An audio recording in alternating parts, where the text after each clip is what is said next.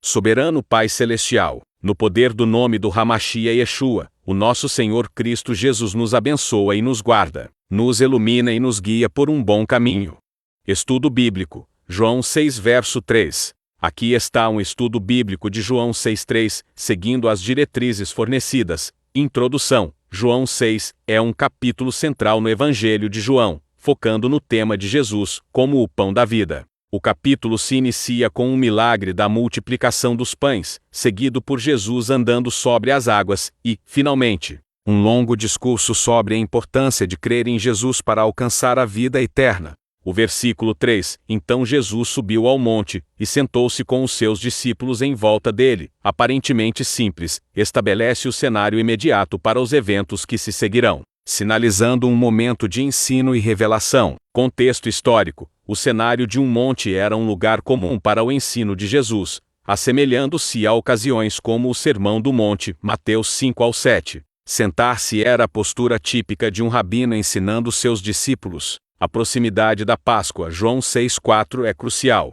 A Páscoa era uma festa judaica que celebrava a libertação do povo de Israel da escravidão no Egito. Este contexto da Páscoa prepara o leitor para entender a subsequente discussão de Jesus sobre o pão da vida como um cumprimento maior e mais profundo das necessidades espirituais do que o maná, que Deus proveu no deserto para os israelitas, João 6,31. O milagre que segue alimentando os 5.000 demonstra o poder e a provisão de Jesus. Enquanto o discurso subsequente exige fé e compreensão do significado mais profundo do que apenas a satisfação física. Interpretação: João 6,3 nos oferece um vislumbre da rotina de Jesus com seus discípulos. Subir ao monte representa um movimento para um lugar de reflexão e instrução. Ao sentar-se com seus discípulos, Jesus estabelece uma atmosfera de intimidade e comunhão, um lugar de intimidade para instruir os discípulos, antes de instruir a multidão em massa.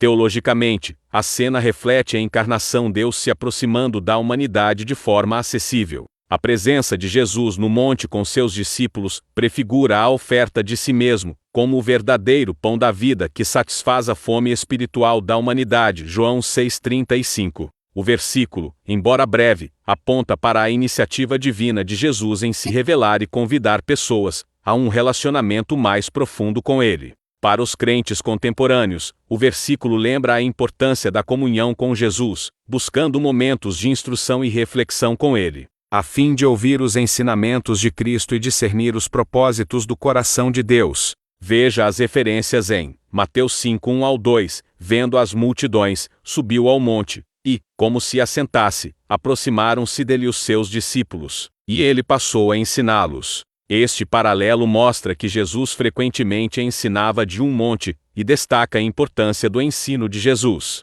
Os dois versos mostram a semelhança com Mateus 5:1-2, que descreve Jesus ensinando no Sermão da Montanha, reforçando a natureza do ensinamento de Jesus e sublinhando a importância de estar perto dele para aprender. A ideia do monte como local de revelação divina ecoa em toda a Bíblia. Marcos 3:13-14. Subiu ao monte e chamou os que ele quis, os quais vieram para junto dele. Designou 12 para estarem com ele, para os enviar a pregar.